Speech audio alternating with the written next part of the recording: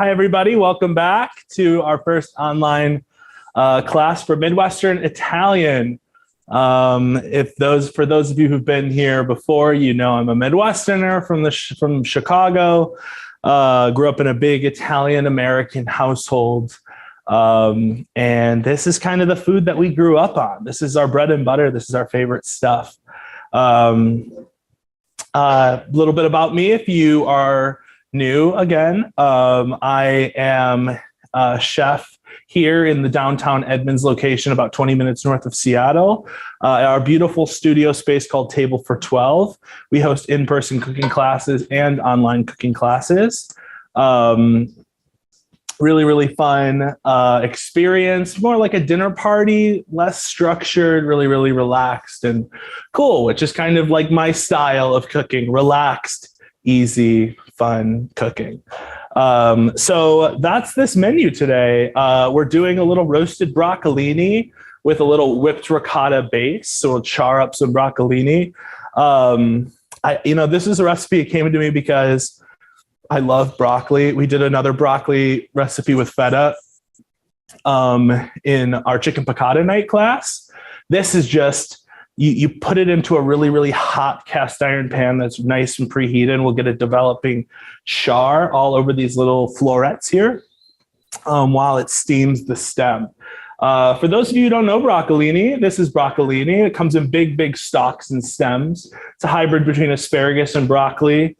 A French chef wanted his broccoli to look sexy. So thus developed the broccolini or baby broccoli.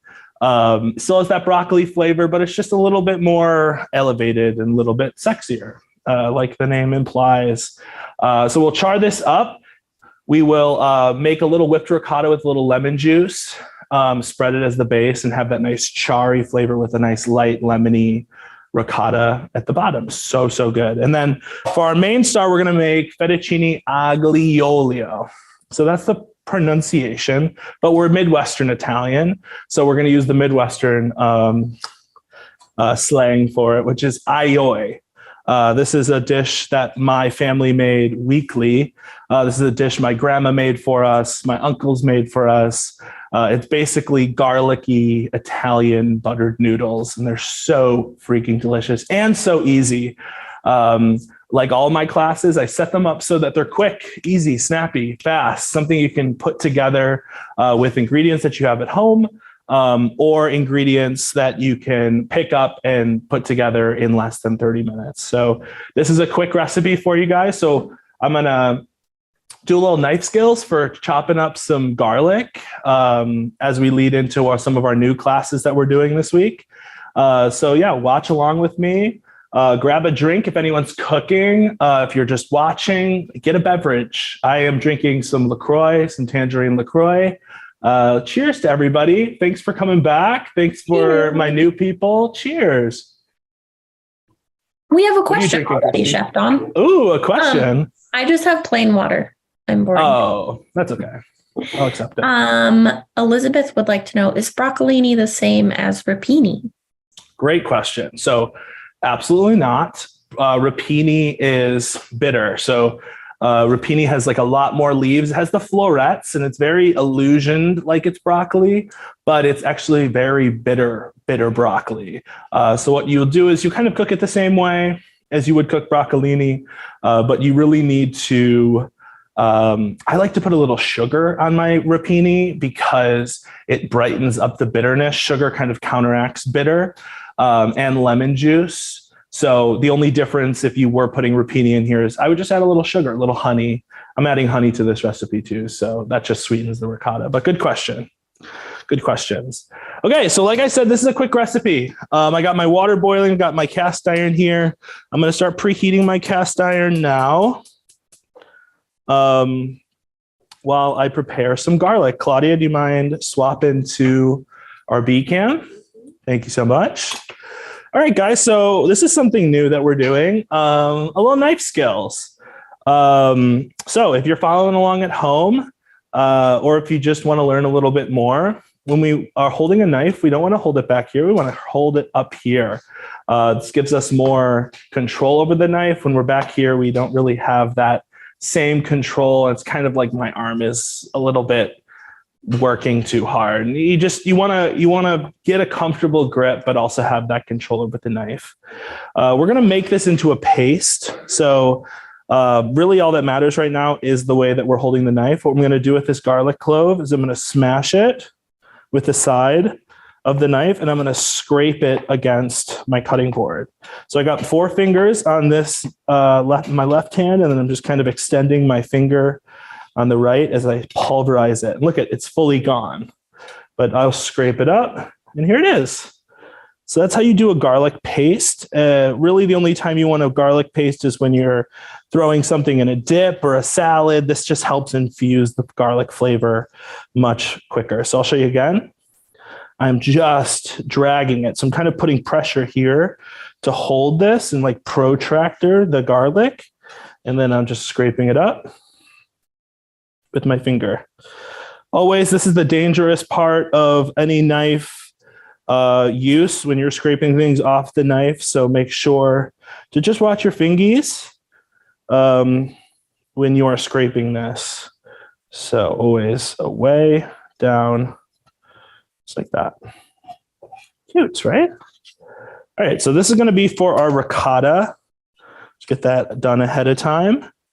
My mom is a minced garlic fan. So if you are a minced garlic fan, this recipe even goes quicker because you just use minced garlic.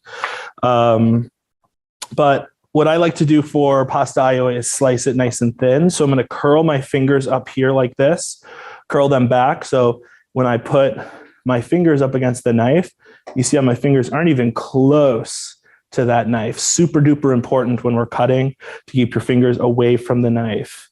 This is a skill that takes a little bit to learn, but once you get it, you get it. It's so nice. I want bigger pieces. I don't want those thin pieces. Then we'll always get to this sketchy part of cutting, which is this little baby piece here. Put it flat down on the cutting board and just do your best to cut. This little end piece here, you can either discard or just leave it as is. You do not want to risk those tiny cuts because that's when you're going to cut yourself. So I'm just basically putting my claw up against that knife really fine, flattening it down, pushing it there. What will result in as I'm holding this claw very sturdy up against the knife is really thin slices of garlic, which are kind of beautiful to bite into because they get really golden and all golden while you're cooking it in the pot. It's really, really tasty. So while I'm slicing this, let's talk about some of this other stuff I've already prepped. So some curly parsley, some lemon, and some Parmesan. This is the kicker that makes everybody mad. Parmesan in this pasta is not a traditional ingredient. It's just lemon, parsley, and pasta water and garlic. But like everything good in America, we got to throw some cheese on it. So this is something I grew up with. This pasta is definitely one of those pastas that if you do not salt your pasta water, you will taste it in the final product. And so my mom loves to not salt the pasta water. Let me throw her under the bus a little. And so in turn, we need to throw a lot of Parmesan cheese on it when it comes out, which isn't a bad thing. It's really good, actually.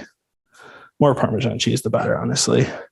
Oop, our cast iron is smoking hot. I'm going to turn that down a bit. And no, we're doing all the garlic cloves. I was going to wimp out, but we're doing it. How's everyone's day going so far? I heard British Columbia in the crowd. Any Washingtonians in the group? Any Midwesterners in the group? I saw one Washingtonian. Ooh. We've got Maine, Texas, North Carolina. Maine. Maryland. Nice. Is Janet here? I remember Janet from last class. I don't know if Janet's here, but let me see. We got a lot of good regulars here, guys. You got to keep coming back. Elizabeth is ex-Chicago. Ooh, ex-Chicago. Love that. Okay. Next thing we're going to do is whip our ricotta. Janet says, of course she's here. Janet, she's here. Love it, Janet. Thank you. Okay, so whipping ricotta. sounds a lot more extensive than it is. All we're doing is adding a liquid to the ricotta. So I'm going to add in half of this lemon juice. It's up to your preference. I'm going to add in some chili flake. We're going to add all the chili flake in. Again, up to your preference. Spicy. Yes, totally. So it's just nice, broccoli is broccoli. And while we're trying to char it, it's nice to develop flavor outside of the broccoli, especially so it doesn't burn in the pan. I just love a little spice to it. So I'm going to season this up with some salt and pepper. Ricotta is notoriously unseasoned. Very, very important. And this is like an appetizer here, guys. You could literally make this as a dip. It's so simple. So I'm going to do is whisk, whisk, whisk. And we want this to kind of come together into spreadable consistency. I'm going to add the rest of the lemon juice in. This guy, gorge. So you can see we're still a little lumpy. What I'm going to do is add a little olive oil into this.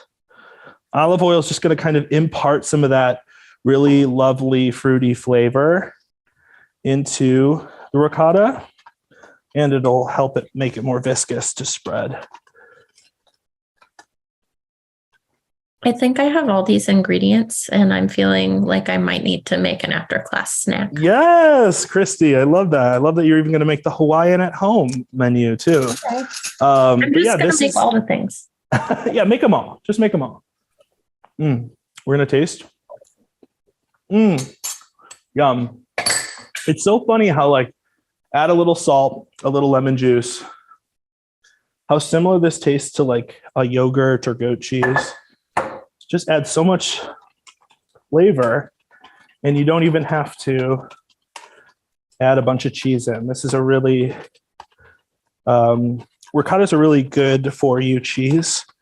And so it's a nice little spread. So even if you don't want to use all this, save it, put it on a crostini, put it on a little toast in the morning. It's really, really tasty. Very Italian to do that as well. You have good ideas, Mom. Oh, thank you. Janet is wondering, not for this recipe, but how do you feel about cooking pasta directly into tomato sauce? Okay, Janet, that's a good question. Like a one-pot pasta situation? Yes, I'm here for it. The idea of it. I just think that there's so much more what ifs in that, because the pasta will suck up the water in the tomato sauce. So you're like, well, what if it's going to burn at the bottom? Or what if I need to add more water to the pot? Like, just don't. I just don't make it more hard for yourself. I was going to say, if you were going to tell me, what about cooking pasta in a casserole dish in the oven, which I've seen way too much of, stop that. We're done with that. It gets stuck together, the pasta. It gets overcooked and mushy. It is just an abomination. Please spare me. But Janet, I love the idea of cooking in the tomato sauce, especially with a non-boxed pasta, with something like tortellini or ravioli or gnocchi or gnudi, something like small, pillowy that doesn't have all these strands that can get kind of lost in it. It's a good idea, but we haven't fleshed it out enough yet. Okay. Water. Sorry, I clapped right into my mic. Water, pasta water. Okay. Don't be a Joanna. That's my mom. Season the water. Season the water. The water should taste salty like the sea. And guess what? You can save the water if you're worried about wasting all the salt. It holds perfectly. But because this water is going to be used as something we need as a flavoring agent in the end, we're going to need it to be salty. I just talked with a chef of mine that I just hired here. And he was like, we use the pasta water because it has extra starch in it, right? And I think that's just a lie people have been feeding you. We use the water because it's salted, and the water If you add plain water, it is diluted. There's no salt in it. There's no flavor. So what's going to happen is you're going to dilute all the flavor you're adding into. If you're, making a vodka sauce and you're putting the pasta into the vodka sauce and you just add plain water, you're diluting the taste of the vodka sauce. That's why we use salted water. The same goes here. It's just about salting the water. That's what we want. So if you do end up throwing the pasta water out, you can just add normal water in, just salt it. You're going to have to adjust the seasoning. So I put like 3 handfuls of salt in here. I'm going to taste it. I know it's really wild. I know I'm going off the hinges here with my salt. Yummy. So I did say salty like the sea. That's my cell phone. I did say salty like the sea, but it is fine being a little under that salt. It's that salt preference. You want to at least taste that there's salt in there and it doesn't taste like water, so this is good for me.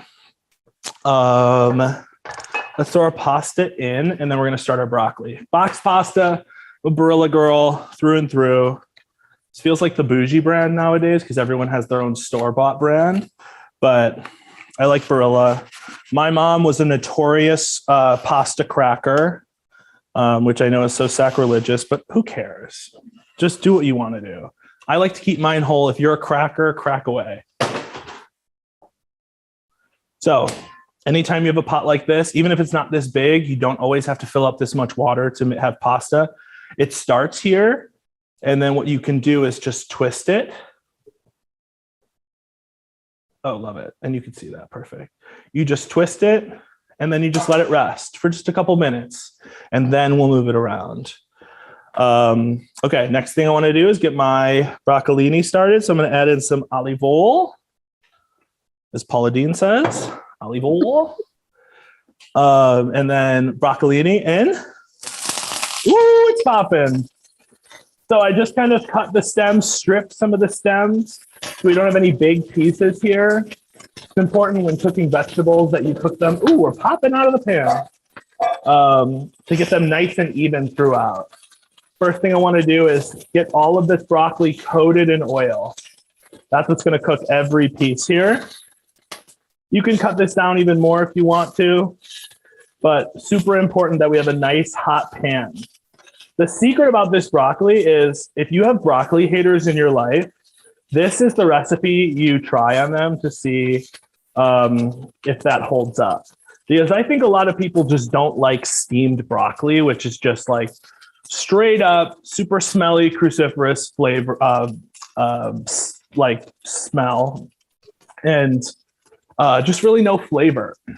It's just crunchy. That makes us, I think the steamed broccoli just makes us feel good because we're eating broccoli. But this is a really good way of like charring ends and developing range of flavor through your broccoli by getting that really crispy crispiness. My mom is a big fan of frozen vegetables, as am I. So this method works really well for frozen vegetables, but you could totally do a oven situation too if you got more stuff to throw in the oven. It's just easy with something that we're kind of tossing. You can see some of these pieces are already starting to get charred, and the flavor they leave off is so amazing. So because our pan is so hot, that's why we don't want to add any more garlic or chili flake in here, because it's just going to make it burn, and then we'll have that acrid flavor in here that we don't want. So I mixed in the ricotta. We're being smart today. All right, I'm going to drizzle with a little more oil. It doesn't need that much. The pieces are all coated. That's the good part. I'm going to turn the heat up a little, and then I'm going to cover it. So you have to create some sort of steam heat in this pan in order to cook the broccoli. Otherwise, you're going to end up with really charred end bits and not cooked stems, or just cooked stems. All right, now I'm going to mix my pasta around. Gentle twist, gentle twist. Don't let those pasta noodles stick. Target those areas. It's totally fine too, as long as your water was up to a boil. What happens when you add salt to the water is that it raises the temperature at which the water has to boil at. So that's why when you'll see adding salt to raging boiling water, it will tame down because that salt raises the level for boiling. So it's fine that we already had it at boiling. It's fine that it's not at a rolling boil, which means bubbles constantly, because it's still cooking. It's still doing its thing. What we don't want to do is add this pasta in before it's rolling and boiling. If it's just smoking like this, because then it's going to take longer for our pasta to cook and we'll end up with a little bit of a gummier pasta. All right, do a little cleanup. How's everybody doing? We following along? This is so easy, right? I'm literally just like making pasta. But this is, oh, you're going to love this. This pasta is good. And then we're going to cook the aioli right in this pot here. My grandma would make this for us with broccoli and chicken breast. And it's just such a meal and so good. The flavors of like garlic, oil, and Parmesan with some broccoli is just like cheesy broccoli heaven with buttery noodles. It's so good. Oh, I had a friend in Chicago who did a recipe for broccoli pasta, which is a pasta they do in Italy, but we do here too, where you're just cooking broccoli in butter and kind of letting it cook until it's falling apart. And then you make a sauce out of it. It is so good. Broccoli adds so much flavor to pasta for some reason. It is just so lovely. All right, I'm going to switch places with this. I could smell the browning on the broccolini, which is your biggest indicator. Oh, yeah. We're getting some charry bits here. We're getting some gorgeous golden brown happening. The best thing about green vegetables is they tell you when they're ready to come out. So this bright green color is as bright green as this will get. Okay, phone. And you can tell too by how limp the vegetables are. So I'm holding one up here. What's the best way you could see this? Wham! So you can see it's like a little limp, but we're looking for it to kind of fall flat like that for us to be where we want to be. But the good thing is we're steaming really nicely.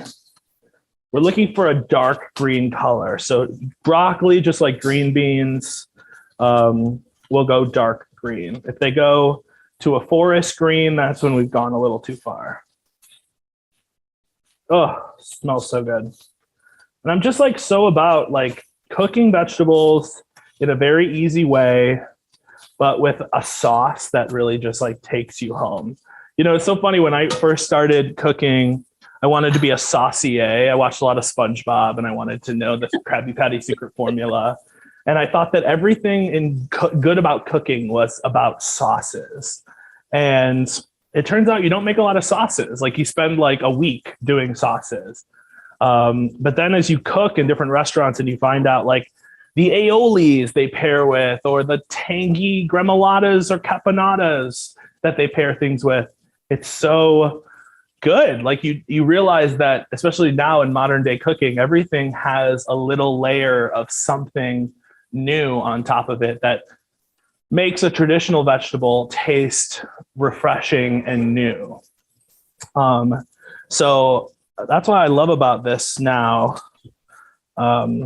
this new era of cooking, because we're all just like having fun and playing around with our food because we're all so used to the food we got when we were younger. All right, my pasta is doing splendid. Let's talk about al dente cooking. Another thing Joanna loves to do, overcook them noodles.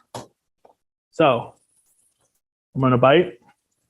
Yummy saltiness, chewy.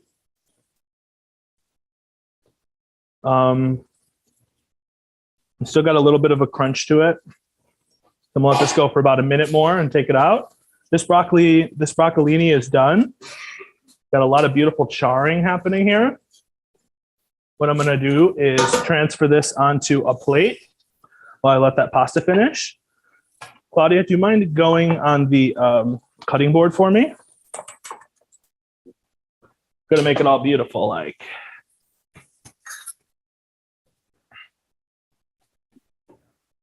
So, Go ahead. sorry, Christy. No. What were you going to say? I was going to say, what are we going to do if your mom ever attends a class and hears all Here's me roasting her in the video. She knows it comes from love. My mom loves to cook. And she's Italian and stubborn and all the things that moms are. So I love to give her shit for it. Fair enough. Yeah. So this is a lot of ricotta. I'm going to save the rest. All I'm going to do now is give this a nice spread, create some layers, just like if we were making a hummus or a beautiful dip. I'm going to make a nice crevice. Then we're going to take our broccolini. That's scalding hot. And we are going to top it. Can you go down for me again, Claudia? Thank you. Right on to our ricotta. And you could finish this with a little lemon juice, but there's quite a lot of lemon in the ricotta. That'll give us a nice bite. And that way too, if you're not like a fan of cheese and vegetables, you could just eat the top and save the ricotta for everybody who does love it. How could you not love that? Janet says there should be a Joanna versus Dom cook-off. I love that, Janet. I'll see how Joanna feels about it. Okay. I know my pasta is done. I am going to save just a little bit of pasta water. I got a little bowl on the side. Again, just for saltiness. I'm going to just strain this out into my little strainer back here. And then we're going to make the sauce right in this hot pot. All right, so I'm going to pull these little baby strands of fettuccine out. Come on, babies. Thank you. Get rid of these. Turn the heat on. It's going to evaporate any remaining water and add in some glugs of olive oil. So olive oil is the sauce here. I know it seems like I'm adding a lot. It's about quarter cup, third of a cup. I'm going to add my garlic right in. And my garlic's going to be the indicator for how much or when to stop the cooking process and add in our fettuccine. I'm going to add in some chili flake too. It's because we love it spicy. Classic thing to add. There's not much you can add for an Italian pasta that's oily like this besides garlic. Chili flake. If you're a fan, anchovies, really good. I make it, my mom also will do this in Midwestern too, but I grew up on this other pasta that we would serve with aioli called tuna mac. Has anyone had that before? Tuna, tomato sauce? It sounds wild, right? But that was not a thing in my family. Elizabeth's wondering what kind of olive oil. Good question, Elizabeth. So any olive oil that you like the taste of, that's the point. That's the purpose. Let's bring Joanna back in. She loves a light olive oil. She does not like olive oil with a lot of flavor, fruitiness to it. As a chef, I love the depth of flavor that olive oil brings. So I love the flavor of a good olive oil, but anything that you really like, you know? All right, so just to show you guys, here's what my garlic is looking like. Little brown, but at a good heat. We're gonna add in our fettuccine. You wanna hear that sizzle? I'm gonna turn the heat off. I'm gonna add in the water that's gonna stop the cooking from happening. I'm gonna add in parsley. Sorry, Christy, I'm cutting you off. It's okay. Oh, wait. I'm gonna add in some lemon. Just squeeze it right over my hand so I can catch any seeds that fall out. Just a little lemon. You don't have to go crazy on it. I'll debate if I need any more lemon. And then Parmesan. This is Parmigiano Reggiano, 3-year-old cheese. I grated it in a blender. Ooh, we're moving the camera, baby. So I'm going to turn it towards you as I toss it all. Oh, okay. The smells are here. I really wish I was there. Kevin would like to know. Kevin? For anchovies, you add them whole and directly to the pot? Definitely. So you'll add the anchovies right when you add in the garlic. And the anchovies will just disintegrate. Never need to you never need to chop up anchovies because they will just disintegrate unless you are putting it in like a compound butter of sorts. Okay. So Claudia, do you mind panning down to here for me? And Elizabeth wonders, what about capers?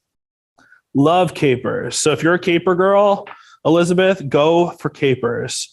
Just know that it's going to add a little bit more saltiness to it, which is fine.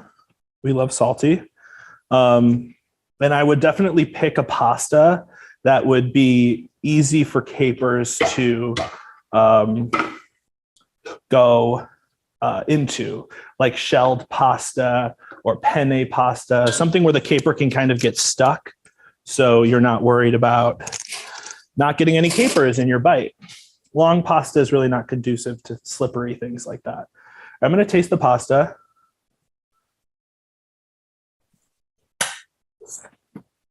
Oh, that was ASMR. You got the slurp. Oh, it's so good. It reminds me of home so much. I added more lemon. It's at a really good amount of salt right now. It's not too salty. I added some more parsley and some more parm. So the thing with parm is you have to add it with water or it won't stick as well to the pasta. That water helps melt some of the parm that will infuse into the sauce. Very cacio e pepe if you've ever had that before. You're creating an emulsion of the sauce. All right, now I'm just playing with my food. Okay. Claudia, could you go to camera B for me? Thank you. These tongs are not my friend. And better set of tongies. Oh, I opened the drawer. It looks so Food Network on that camera. Okay. Down. And twist. Twist. We want to create height anytime we're plating. Everyone knows when they came, all my return guests know we plate high like a mountain, not wide. Just makes that food look so much more appealing. Some twists. You can totally go tongless and go for that little fork twist. But no, we're not doing that today. Oh, all the garlic is like all at the bottom. So guys, it looks like some parsley, a little oil, little golden garlic on top. It is so much more than that. This is the best version of butter noodles you can imagine. I know there's some grown adult children out there on my watching right now who love them some buttered noodles. Try this out. This is for you. Ooh, look at all that garlic just bunching up. So what we did was infuse that garlic into the oil that is all over the pasta now. So we have this spicy, garlicky, parsley-y dish. Okay. I'm going to clean up just a little bit more. Garnish this finished product with a little more parsley. You get some of these sides so you can see it all together. Janet is asking, what about bacon? Bacon's a great idea. Adds so much flavor. Oh, God. I'm just lost. Sorry, Janet. I'm lost in the beauty of it all. Okay. I'm going to put this aside so we can see how gorge it all lines up for. Okay. And then to finish off the broccoli, I'm just going to drizzle it with a little honey. Again, we have this really bitter flavor from the char that I want to get into some of that sweetness from the honey that will kind of balance out the lemoniness and that charry flavor. My honey is a little bit sticky. Delish. Guys, look how amazing we did. Oh, what's that timing? 30 minutes. And I talked for like 10 minutes. So that is some quick weeknight dinner right here. So easy, so much fun. And also, like, I had to buy broccolini and ricotta and fettuccine at the store. That's all I had. But you might have some other vegetable. You might have frozen vegetable on hand. You might have the fettuccine on hand. Easy, easy, easy stuff. All right, so I already tasted it, but I need one of my camera people to come in and taste it for authentic reaction. So let me bring Claudia in. She's my camera operator today. Hi. With the signature wave. I'm so excited to eat this. I'm excited for you to try first. So I would go here, get a bite of the broccolini, and then scoop up a little bit of that ricotta. That's that bite. Oh, yeah. That's good. Mm-hmm. Oh, that's a good bite. Don't ruin that shirt. Ooh, that was a good bite. Really good bite. How was it? Give me flavor profiles. The sweetness is coming through with the honey. Super Yeah. nice. Sorry, broccoli and broccolini scare me. Yeah, So this is really good. it's nice, The right? bitterness is not there. Yeah. A little spicy, the chili flake, I like that a little bit. Yeah, what do you think of the It's ricotta nice. at the bottom? Delicious. Refreshing? Refreshing and delicious. Refreshing and delicious. Love I it. like it. I like it a lot. Okay, great. Let's go in on this fettuccine. I'm going in with you. I just want this big, like, You're using the same fork. We'll get over it, guys. yeah, guys, it's fine. You're not here, you don't have to eat it. We're not serving anyone else. It's just me and Dom. It's just me and Dom. Okay. Cheers. Cheers.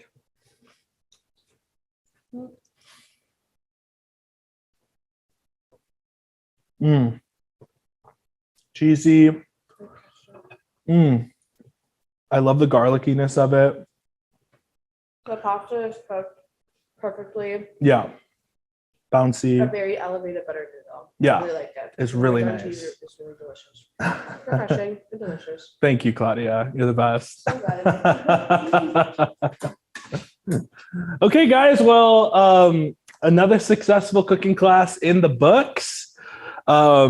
We are going to start doing, like I've been mentioning, some newer classes, some knife skills, how to cook steak, and some sauce that we can do for it, how to debone a chicken.